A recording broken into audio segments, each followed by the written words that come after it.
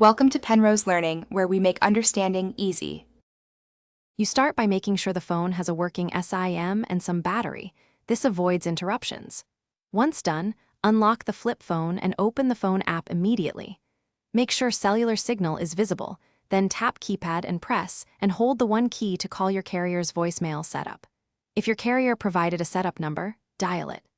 This first action initiates the automated greeting and PIN creation sequence you need to finish.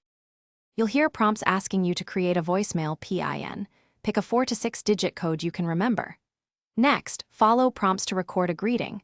Speak clearly into the handset and keep it concise, or choose the default system greeting. Either is fine. Once recorded, the system will usually play back your greeting, listen and accept or re-record. Make sure to confirm the PIN and greeting at the end so the mailbox is locked and ready for messages. You should finish by testing.